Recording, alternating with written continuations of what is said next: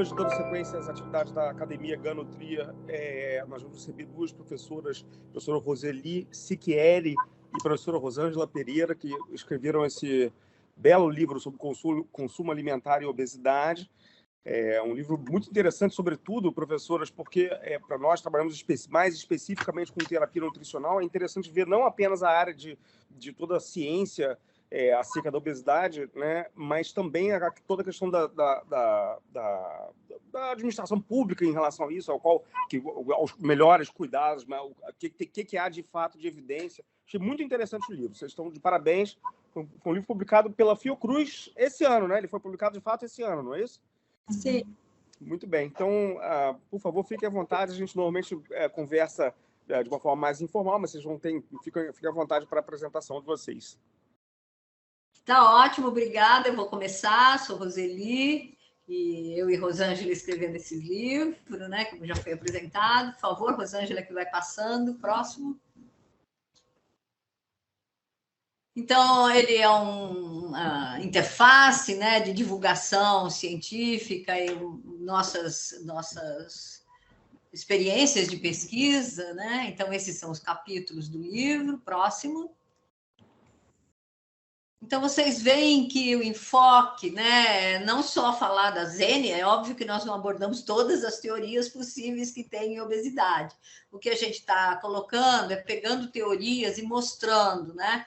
A nossa questão é sempre como é que uma teoria vai chegar na ponta e influenciar, né, os gestores, as pessoas, né? Então, a gente faz essa combinação, né, do que vem da fisiologia, dos conhecimentos, e como isso vai se transformando em ação, né? Então, é óbvio que a gente não abandonou completamente o nosso gosto, paladar, a gente faz um histórico disso, mas o que a gente come está altamente influenciado desde o financiamento das pesquisas, né, que provém os conhecimentos, e como é que isso chega na indústria, né? Então, a gente costuma falar que se você apresentasse esses biscoitinhos aqui, né, para os seus avós, eles achariam isso um horror, né? Mas, e hoje vem com toda essa quantidade, né, de componentes não nutricionais, né? Mas é assado. O mais importante que está escrito em letras garrafais no pacotinho, mas é assado, né?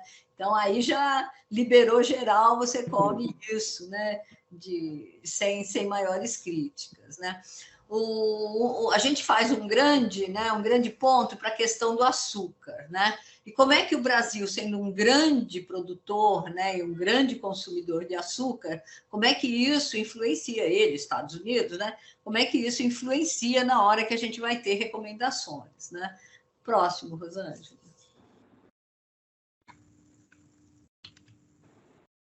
Então, a gente tem, né, o novo Guia Alimentar, para dar um exemplo, né, dos Estados Unidos, né, que orienta as recomendações de 2020 e 2025.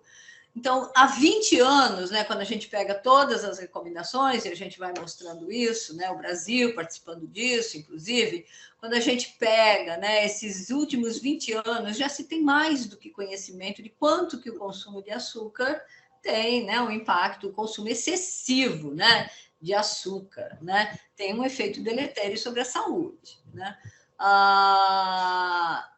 Hoje já há evidência bastante suficiente para a gente acomodar apenas até 6 a 7%, né, do conteúdo de energia em termos de açúcar, mas esse novo guia alimentar saiu com 10%, né, de açúcar. E antes disso era 20%, né, porque as pesquisas se baseavam naquilo que as pessoas comiam e não nas evidências, né, de fato. Então, há um distanciamento muito grande entre o que se conhece, né? Então, tem toda uma discussão, se vocês entrarem, né, na discussão entre os autores que deram as bases para as recomendações e como as recomendações saíram, né, no caso dos Estados Unidos. Próximo. Mais do que açúcar, né, só o açúcar, a gente, então, consome. O que isso tem a ver com obesidade? O açúcar em si a gente já sabe, né? Hoje tem vários estudos mostrando como isso se associa com a doença cardiovascular, com a diabetes, com a obesidade. Além disso, todos esses, né, elementos que aparecem, né, quando a gente consome, por exemplo, uma inocente bala que todos os nossos netos, crianças consomem, tem dióxido de titânio, né? Então, para quem precisa de dióxido de titânio, e isso está altamente nessas nanopartículas, o dióxido de titânio é uma nanopartícula, está amplamente difundido, né, na área de cosmético, em pasta de dente, nos alimentos. E a gente, né, é muito difícil, por exemplo, você querer. Por que não tem muitos elementos para a gente saber se isso faz mal ou não? Até do ponto de vista da regulamentação, você tem que mostrar individualmente, né, como é que isso pode fazer mal à saúde.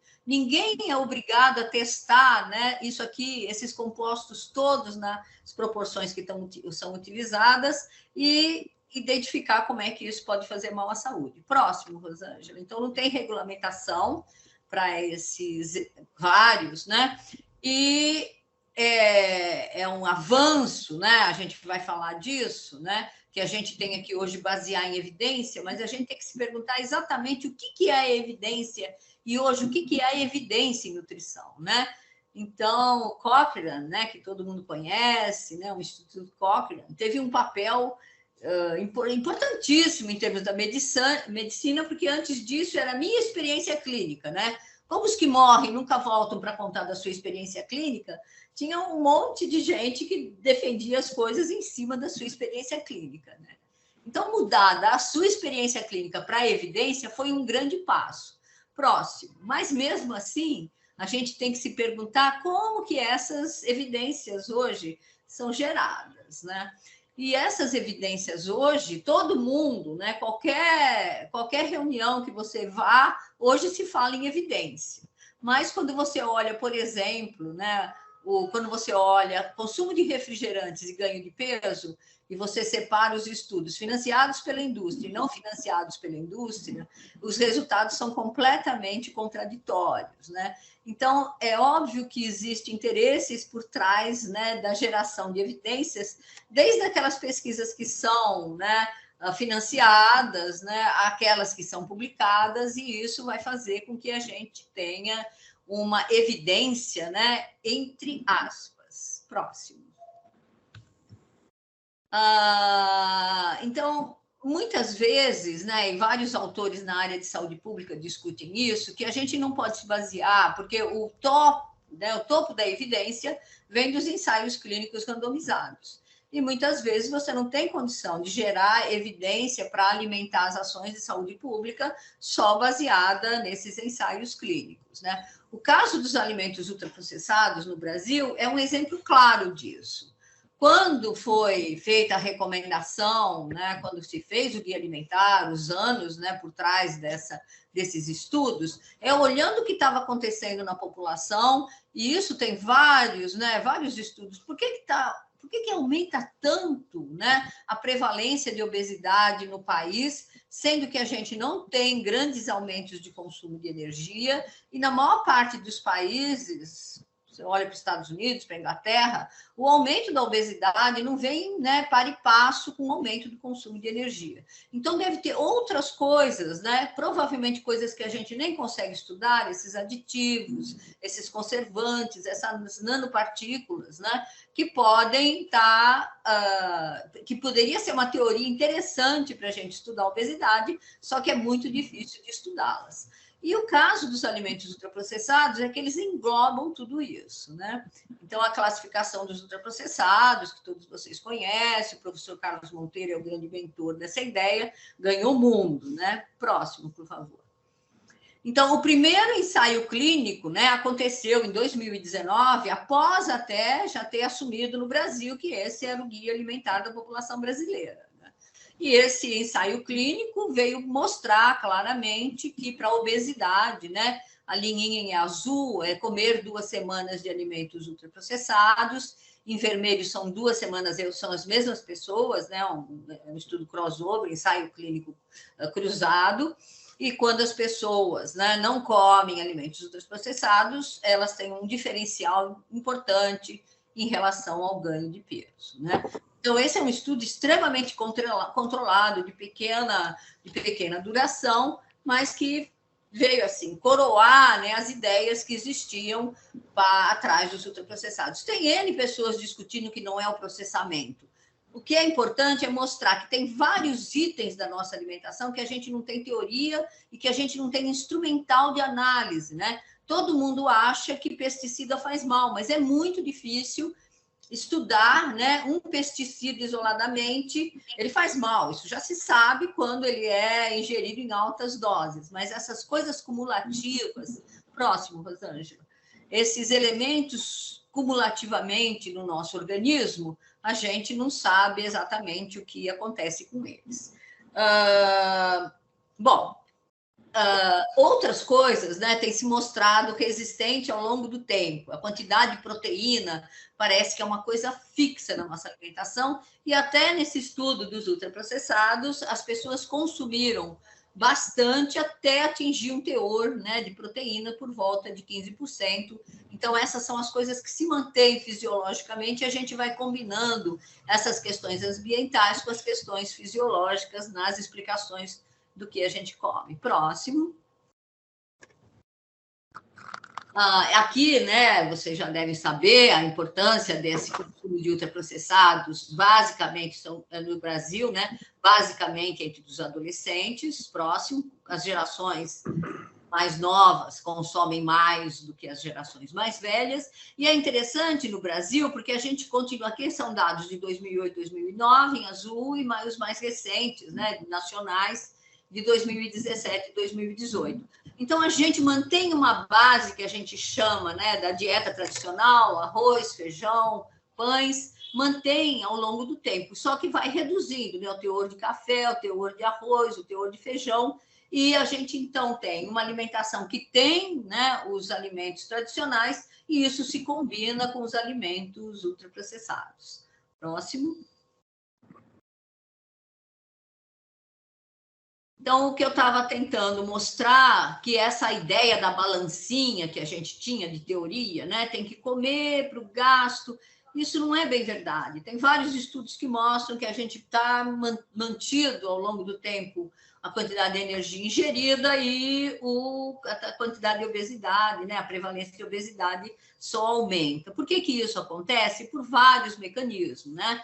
Então, tem os condicionantes ambientais, os pesticidas, os disruptors, a própria violência que a gente é submetido modifica o nosso milieu hormonal e a gente modifica o nosso metabolismo. Então, tudo isso vai, né, inserir na nossa... Não é só o consumo, é tudo isso combinado que leva a alterações metabólicas que vai fazer com que as pessoas engordem, independente, né, do que elas consomem e parte dependente do que consomem. Próximo. Essa figura, né, é interessante porque mostra, por exemplo, esse ponto que eu quero falar, né? Não é só o que a pessoa come que leva ela a engordar, né? Então, aqui a população de mulheres brasileiras estão classificadas em inseguras, os primeiros gráficos, até insegurança alimentar severa. Insegurança alimentar severa é não ter comida no domicílio, né? E vocês veem, as duas últimas colunas são das pessoas com obesidade e obesidade grau 2, 3, né? Obesidade 1 e 2, 3. E vocês veem que as pessoas que têm obesidade, que têm insegurança severa, têm até mais obesidade, né? Obesidade grau 2, 3 equivalente, maior do que as pessoas que vivem em segurança alimentar.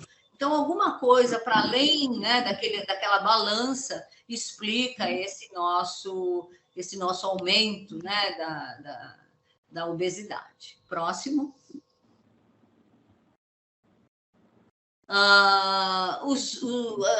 A gente sabe, então, né, que para gerar tais das evidências, isso é gerado num passo muito mais lento e depende de muitos outros fatores do que as coisas que são novas, que são apresentadas para a população. A gente comenta várias vezes, né, esse livro do Polan, né, que ele sugeria que a gente não coma nada que nossos avós não comiam, e a gente atualizou para não comam nada que seus bisavós não comiam, né? Porque esses aí não vão ter a quantidade, né, de aditivos e pesticidas e outros componentes que a gente imagina que estejam implicados na gênese da obesidade. O próximo.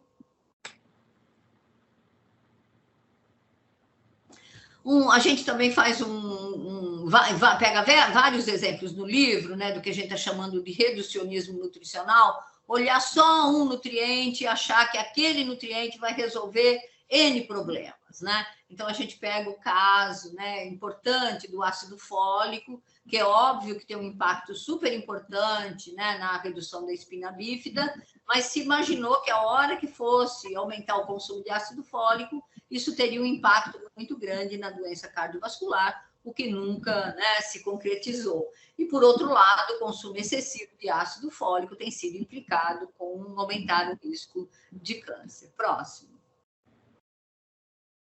Um ponto que a gente explora bastante também é a questão da gordurofobia, né? Então, se passou décadas falando que o nosso problema é gordura. No Brasil, né, e todos os guias alimentares para consumir menos de 30%, no Brasil a gente nunca consumiu 30% de energia. É que os Estados Unidos chegou a 40%, o Brasil nunca chegou a 30% do seu consumo energético, né, proveniente da gordura. E mesmo assim, a gente acompanhou, né, e hoje se sabe, né, acompanhou e isso não teve o impacto nem para a doença cardiovascular e nem para a obesidade que se esperava, né? Então, é óbvio que hoje não tem mais essa ideia, né, de gordurofobia, aí os carboidratos é que foram que entraram na linha, mas eu não vou discuti-los agora. Próximo. A carne vermelha, outro exemplo, né? Por que a gente fala tão mal da carne vermelha? A gente vai na linha de todo mundo falando mal, mas quanto que a gente come de carne vermelha? Tem que reduzir o consumo excessivo de carne vermelha. Quando a gente fala isso, vem todos os plant-based de alimentos, que, na verdade, esses alimentos industrializados acabam sendo pior do que comer um bife, né? Essa carne aí maravilhosa, verdinha, com tudo de bom, ela tem só de sal, né? Ela tem 392 gramas de sódio, né? Então, numa porçãozinha.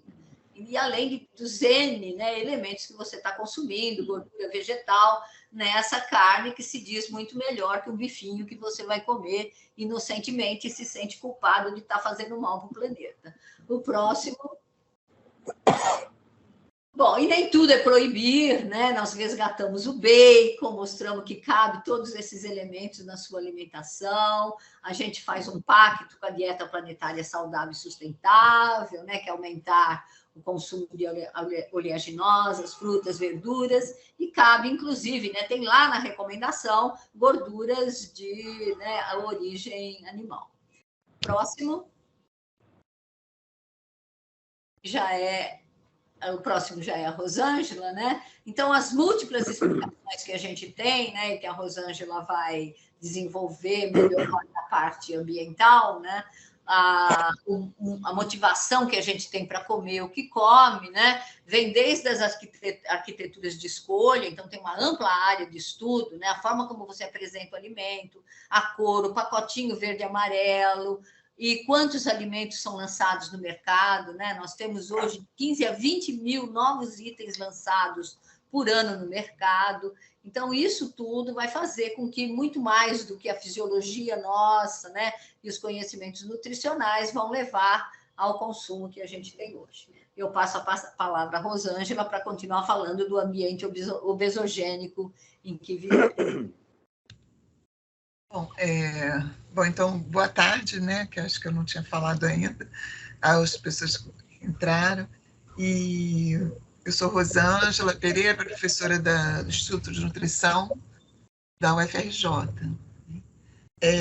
Nesse livro também, então, assim, o capítulo final, né, a gente procura abordar um pouco assim, como que toda essa confusão, né, de recomendações, de proibições, e aí é que isso pode ser, de alguma forma, traduzido em ações, principalmente de políticas públicas, né? Então, a Roseli citou essa questão do ambiente em si, né? Que assim, todos os estímulos que as pessoas, nós, né, que recebemos, e que isso tem um papel nas nossas escolhas alimentares, né? E que todas essas enfermidades que a gente lida, que estão relacionadas com a alimentação, elas todas têm uma natureza complexa e estão muito imbrincadas umas com as outras, né? Doenças crônicas, alterações metabólicas, entre outras, né? Se a gente for começar a pensar, osteoporose, está tudo muito num pacotão, né?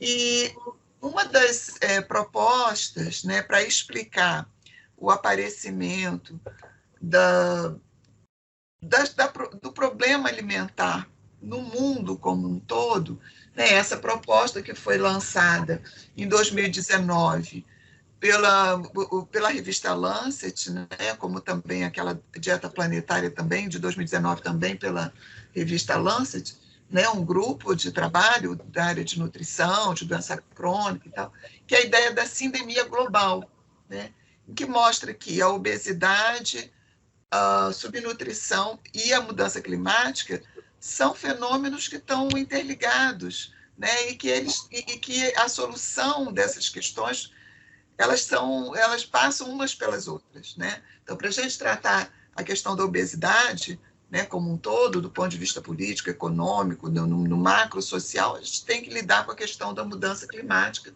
e que isso também levaria, de alguma forma, a lidar com a questão da subnutrição. Subnutrição no sentido geral, de desnutrição, de deficiências nutricionais as mais diversas, né? Então, os autores eles se dedicam, né, a mostrar como é que isso ocorre, né, como é que essas questões estão, como é que elas se interrelacionam, né, e isso permite instrumentalizar, então, a elaboração de ações que viriam a minimizar, né, esses três fenômenos nos mais diversos níveis, né? E mostra, assim, que uma das questões, né, que tudo envolve o nosso sistema alimentar, entendendo o sistema alimentar como os processos, né, e toda a infraestrutura que envolve desde a produção do alimento, né, até o final, que seria o descarte, né, que seria o que acontece com a produção de lixo e etc, envolvendo tudo isso. Né, aqui tem essa figurinha, né, que é aquele mostrando essa parte do meio aqui, que é o chamado ambiente alimentar, que é onde as pessoas, né, interagem com os alimentos, onde você escolhe alimento, onde você come, compra, etc. Né? Então, a sindemia global de obesidade, subnutrição, mudança climática, teria a questão dos sistemas alimentares no centro, né, que envolveria estímulo aos padrões de consumo insustentáveis, o aumento da exposição aos poluentes, que levaria também aumento da chance, né, de ocorrência de zoonoses, né, como a gente viu recente, como estamos vendo ainda, né, com a Covid, né, a baixa qualidade nutricional de produtos alimentares diversos, né, que são os ultraprocessados, produzidos em larga escala, e o aumento do custo dos alimentos básicos, e que a gente tem visto, porque a gente ouvia falar muito do alimento, do custo do alimento, mas no Brasil isso parecia que a gente ainda estava meio imune. Mas nos 2 últimos anos, isso foi uma coisa visível, né? Os alimentos básicos, os alimentos aqueles que a gente, Roseli mostrou lá, que são parte da nossa cesta alimentar diária, arroz, feijão, café e pão. Se a gente for olhar o aumento do custo dessas, fora carne, né? Sem falar em carne, foi um aumento muito grande. E isso tudo envolvendo, né, essas questões macroeconômicas e macrosociais, né? E também os autores também colocam nessa discussão, né, o quanto os sistemas alimentares contribuem para a mudança climática e para, assim, crise hídrica, para desflorestamento, né? E que isso também levando, né, por exemplo, mostra essa questão da criação de animais, como que isso pode levar, né, a um incremento do risco de zoonoses, né, que podem, né, tipo assim, passar para o ser humano, além da questão do lixo, da poluição ambiental, de criar, assim, que a gente cria lixo aonde nem precisava, né, tipo assim, embalar uma banana, e tem coisas até piores do que isso, né, que a gente vê. Né? E também, isso já é um outro estudo, né, que é o do grupo de carga de doença, que eles estudam assim, que 3 aspectos da dieta, se melhorados, eles poderiam prover uma grande redução, tanto nas mortes, quanto nos dias vividos com incapacitação, né? Em geral, devido a doenças crônicas, né? Não transmissíveis. Então, o que são? É o excesso de sódio, a dieta reduzida em frutas e dieta reduzida em grãos integrais. Até que a Roseli colocou lá, mas ela nem citou, que no Brasil, como a gente come muito arroz, se a gente mudasse um pouco do arroz polido para um arroz integral, nem que não mudasse 100%, né? Que fosse uma mudança parcial, isso já teria um efeito grande no consumo de fibras, né? E um efeito grande na redução de algumas dessas enfermidades, né? Somente câncer, doença cardiovascular seria interessante. A outra questão que coloca, né, é como que as recomendações são elaboradas muito assim, dissociando, né, alimento da origem do processamento do alimento. Então, quando você fala em reduzir sódio, necessariamente, porque a gente é da área, a gente pensa logo em produto ultraprocessado, reduzir biscoito, salgadinho, né? Mas para a população em geral, não necessariamente. Ninguém entende que sódio é aquele salzinho que está lá por fora daqueles biscoitinhos, daquelas coisas, né? Então, isso aí são questões que têm que ser tratadas, né, no nível da política pública, né? Por isso que o Guia Alimentar Brasileiro, né, é claro que a gente fala assim, não, isso pode ser melhorado? Pode, mas ele já traz toda a recomendação em cima da alimentação, né?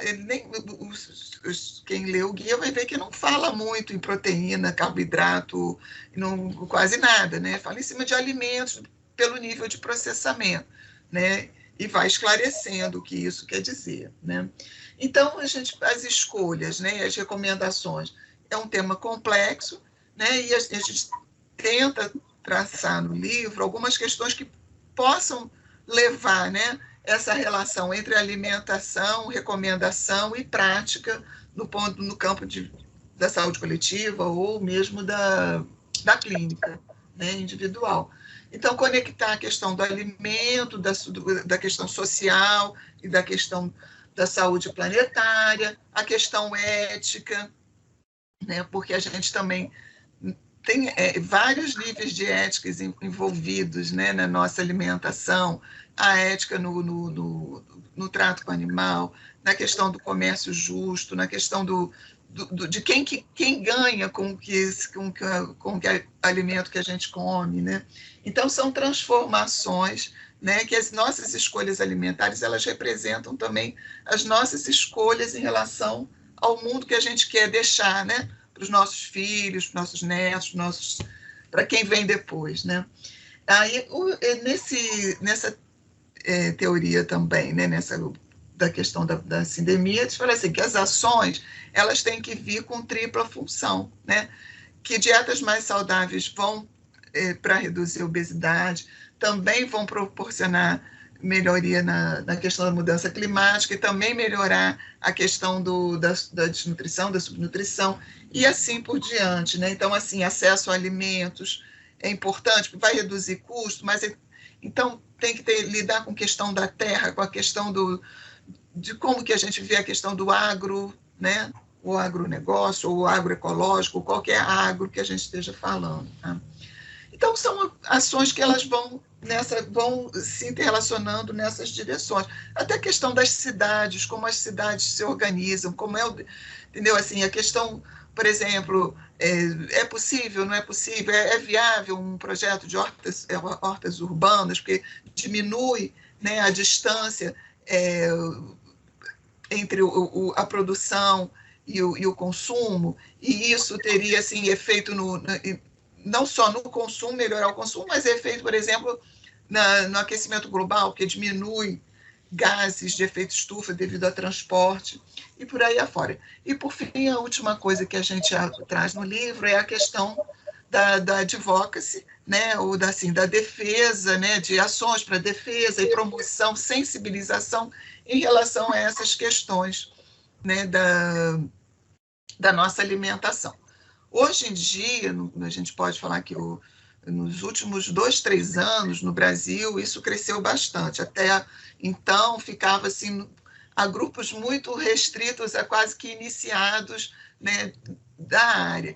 Hoje, a gente até cita no livro, já tem grupos, né, de jornalismo voltado para essa área, podcasts, programas, canais de YouTube. Isso já se tornou muito mais ampliado no nosso meio, né? Assim, vamos dizer assim, tem até o termo, né, o ativismo alimentar, né? Assim, e é claro que isso tudo leva a discussões mais diversas, né? Então, o slow food, por exemplo, que é um movimento um pouco mais antigo, que nasceu na Itália, né, que até depois veio o slow science, né, que meio que se baseou na questão do slow food para trazer. Tem autores que estão muito envolvidos com essas questões, com essa professora Marion Nestle, que é lá dos Estados Unidos, que já veio aqui ao Brasil e tem muitas publicações e coloca muito essa questão que Roseli falou lá do conflito de interesses e na criação, né, na produção científica no nosso campo, né? E são algumas organizações que a gente cita. A gente tem no Brasil o Instituto Alana, que é voltado para a criança, né, para a proteção da criança, mas também tem muitas ações na área da alimentação. A Aliança para a Alimentação Saudável, a ACT, que nasceu na linha do fumo, né, do combate ao tabaco, mas que avançou para a área de alimentação, né, e o IBEC, que é o Instituto de Defesa do Consumidor, que a gente focou nesses como os pontos, os que são mais ativos que a gente conhece. Mas, enfim, é isso.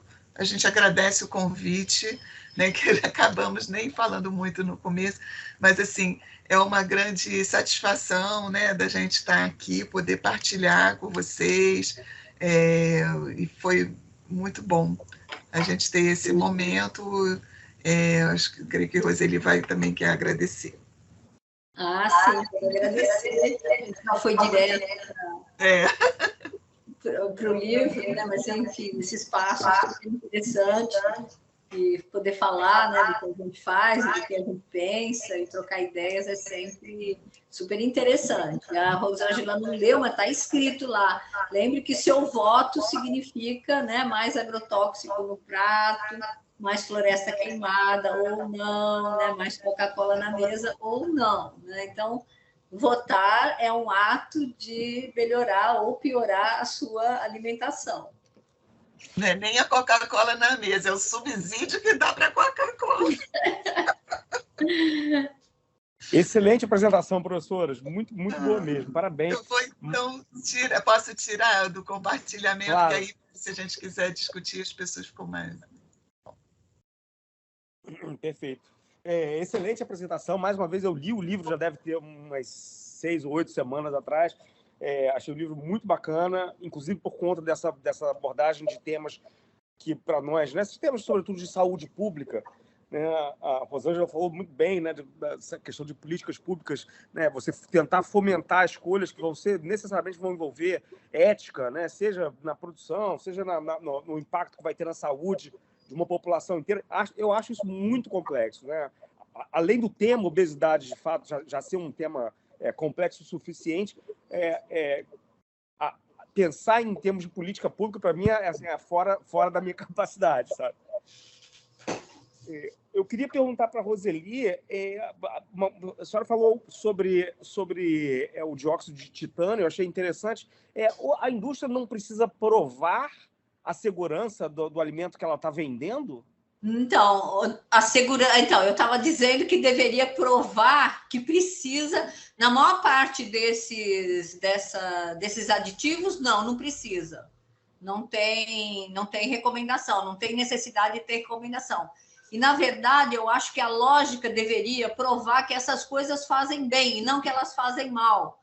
Porque a quantidade para fazer mal é sempre uma quantidade enorme, né? Tá associada com a morte, com redução de capacidade. Você não consegue medir o mal no nível celular. Então, eu acho que a lógica deveria... Você põe alguma coisa que você consegue provar que faz bem, né? Seria muito mais uma lógica mais da saúde do que só do comércio. Eu provo num grau X que isso aqui não faz mal para a população. Eu creio que a Roseli estava falando assim, porque também não mostra que se botar dióxido de titânio, mas não sei o que, mas não sei o que, mas não sei o que, eles olham lá o dióxido de titânio. Nenhum rato morreu. Sim, não, você não é obrigado a provar no alimento. Quando isso combinado no alimento, né? Quanto que isso é benéfico ou maléfico, né? Isso é uma coisa muito interessante, porque o consumidor final, em última análise, ele não tem nenhuma chance de avaliar o perigo ou o benefício de consumo, né? Então, se a gente permite que simplesmente por não estar provado que faz mal, então pode, né? Então, isso é um raciocínio complicado também, que também tangencia a ideia de política pública, né? Como é que você desestimula esse tipo de produção de alimento tão ultraprocessado, com tantas bobagens assim dentro, né? Sem colocar isso na conta do consumidor, em última análise, né? Eu queria agradecer também, né, a excelente aula das professoras. Tem várias pessoas aqui no chat colocando várias mensagens, né, elogiando a aula. A Viviane, inclusive, está colocando aqui que foi co-orientada na faculdade pela professora Rosângela, agradecendo aqui também, várias pessoas elogiando. E eu queria perguntar uma questão, porque o livro foi escrito antes da pandemia, né? E aí eu queria saber a opinião de vocês, assim, como vocês enxergam o impacto da pandemia nessa questão de obesidade, assim? Na verdade, a gente começou, eu tenho até um parágrafo, né, escrito no livro, que a gente pensou o livro, porque a gente, esse temas em saúde da Fiocruz, eles abrem um edital, aí você manda várias propostas e eles aceitam as propostas que eles vão financiar. E aí a gente teve que fazer, isso foi antes da pandemia. A gente começou a escrever o livro no começo da pandemia e tinha todo um capítulo, como a pandemia pode ser positiva, está todo mundo fazendo pão. E aí a gente põe até um adendo quando a gente foi fazendo a revisão, né? Olha, no começo do livro a gente achava isso, agora, com tantas mortes e com o impacto que a gente sabe, né, tão negativo na saúde mental, no consumo alimentar, na obesidade, a gente tem que repensar, né? Então, tem até um pouco do nosso movimento intelectual, né, durante o processo de escrever o livro. Quer falar um pouco, Rô? Eu ia só falar que, assim, também foi mudando, né, ao longo do percurso, porque realmente o projeto inicial era uma coisa, né, tinha até uma outra professora que estava envolvida, mas eu acho que quando veio mesmo, ela estava ficou tão que ela acabou não podendo entrar, né, na proposta, porque a pandemia, para quem trabalha nessa área de política pública, foi um rolo compressor, né? Então, as pessoas ficaram muito envolvidas. E a gente mesmo mudou completamente, até um pouco, completamente não, mas mudou um pouco a ideia do livro, né? A gente foi passando os dias da pandemia também muito envolvido com essa produção, né? Eu acho que a gente vai tomando consciência, né, de que eu adoro falar, eu adoro esmiuçar nas coisas fisiológicas, porque as coisas acontecem, mas a gente tem que, de vez em quando, olhar para o lado, né, para o quadro geral e falar, peraí, mas isso aqui, quanto explica daquilo que a população vai sofrer lá na ponta, né? Então, acho que foi um exercício, assim, pelo menos para mim, né? Eu comecei olhando desde do gosto, né? Enciclopédico, como é que isso acontecia, e falar, mas espera aí, tem um momento que essas coisas já não faz mais sentido. É legal saber isso, mas eu quero saber o que pode ter impacto, né, na ponta. E por isso que a gente acabou com esse capítulo grande de advocacy, que nem estava no começo, né, mas da importância que isso hoje tem até para aquilo que a gente não sabe, né? Essa ideia que hoje eu tenho. Você faz coisas que você prova que melhorem a sua saúde, não coisas que você simplesmente não sabe se faz mal ou não. A verdade é que, assim, eu não sei se a Roseli chegou a assistir aquele evento da semana passada lá na Royal Society que era causas da obesidade, alguma coisa assim. Então, uma discussão muito no plano.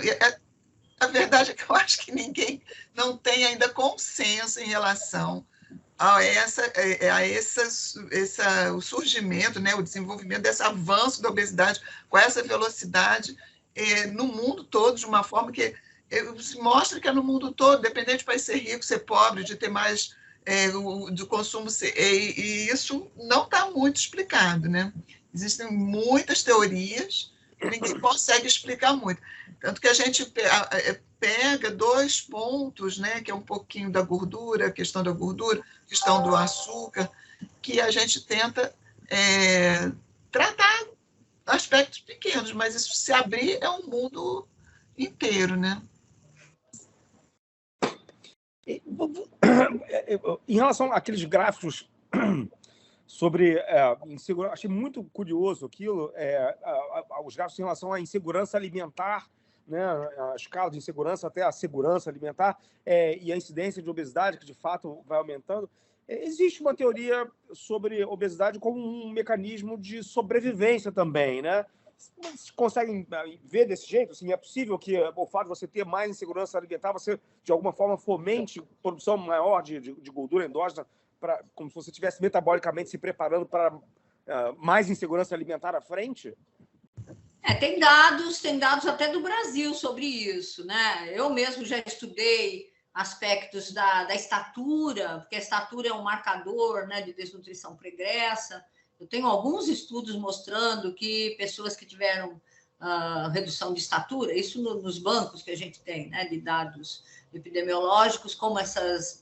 E isso é particularmente na mulher. Sempre na mulher é mais evidente do que no homem, né? Nos dados epidemiológicos, tem um pesquisador que fez em meninas faveladas brasileiras, medindo, né, com aqueles aparelhos respiratórios, a questão da oxidação da gordura, e mostrou em meninas faveladas lá de São Paulo, né, junto com a Ana Lídia Savaia, que elas tinham um metabolismo alterado, facilitador de deposição de gordura. E tem vários estudos em animais, isso é bastante estudado, como é que a privação, né, alimentar em determinadas janelas de exposição ao longo do tempo vão alterar metabolicamente, né, esses seres vivos, humanos e outras espécies, no sentido de aumentar a deposição de gordura. Né? E eu acho que também tem uma coisa que, assim, quando você não tem o que comer, ou você não tem segurança de que você vai ter o que comer no dia seguinte, ou amanhã, ou mais tarde, você come o que está na sua frente. Entendeu? Então, assim, você não tem muito poder de escolha, né? E aí, quer dizer, é o que é mais barato, o que está... Isso aí, invariavelmente... Tanto que aquele gráfico lá mostra que as taxas de obesidade, a proporção de obesidade menor em quem tem segurança alimentar. Quem tem segurança pode escolher, né?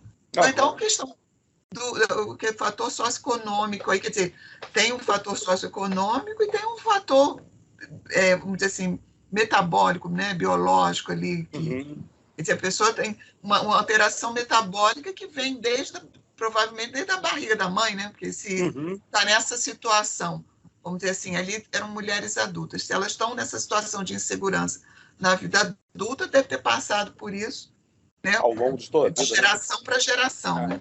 É complicado mesmo. Né? E aí tem os estudos antropológicos também, que eles chamam, né, de comer preventivamente. Se você tem períodos de insegurança, quando você se vê frente à comida, é como se você quisesse estocar aquilo. Né? Então, são estudos mais de como é que as pessoas se comportam nesses episódios, né? Após um episódio de insegurança, você ter passado por ele, você vai comer como se tivesse que se proteger de novo, né? Ficar submetido a um outro episódio. E uma outra coisa que eu queria questionar é como é difícil, né? Vocês mencionaram a questão da gordurofobia, que a gente vem desde os anos 50 do século passado com essa demonização da gordura, né?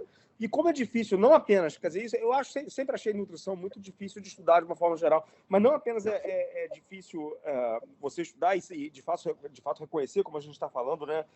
Quais são os verdadeiros inimigos. Ainda tem uma coisa para atrapalhar, que é essa condição atávica do ser humano de sempre achar que determinado nutriente ou determinado alimento ou vão ser os salvadores da pátria milagrosos ou são os responsáveis por todos os males da humanidade e tudo mais.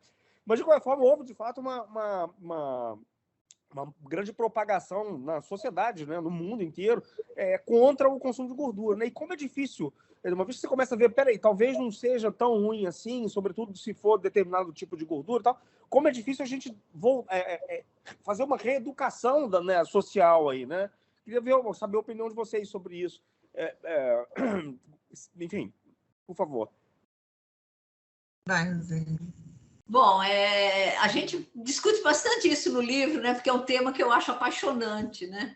E quando a gente olha, né, os estudos que deram origem a isso, não foi um ensaio clínico randomizado. Não, nunca teve um ensaio clínico randomizado nem de gordura saturada para dar as orientações sobre gordura total e sobre gordura saturada. Foi basicamente estudos ecológicos, né, com as N possibilidades que a gente sabe de ter vieses, né? Na hora que se você plotasse quantos carros tem na cidade ao invés da quantidade de gordura, ia estar tão relacionado quanto, né? Perfeito. Então, na sua origem, nunca houve uma preocupação. E isso vem no pós-guerra, né? Onde você queria, de alguma forma, aproveitar toda a estrutura do pós-guerra, de maquinário, né, de coisas que estavam na dependência, e o caminho para os carboidratos, basicamente quase tudo que a gente consome tem milho, né, no pós-guerra, são as grandes modificações dos alimentos no sentido de, desde liberar a mulher, tinha várias ideias por trás, né? Se você tiver mais industrialização, você libera a mulher da cozinha, você pode plantar um monte de milho, né? Nos Estados Unidos, você pode aproveitar esse conjunto de conhecimentos pós-guerra que a gente pode pôr na alimentação. Então, tudo isso foi contribuindo para a gente. A indústria comprou isso muito bem, porque ela tira gordura e aumenta o preço. Então, era favorável, né, para todos os lados.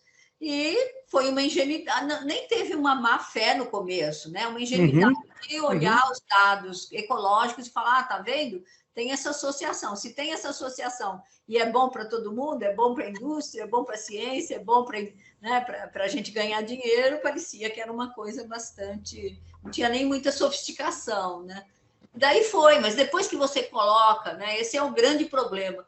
Depois que você põe uma ideia, muitas vezes na população, você não consegue nem mais testar isso, né? Porque teve um momento, se você quisesse... Eu mesmo tentei fazer um estudo há 30 anos atrás que o ovo para gestante, né, ia fazer mal. Eu queria que as mulheres comessem 5 ovos por semana. Não passou em nenhum comitê de ética, né? Porque a ideia de que o ovo era uma bomba de colesterol que não ia...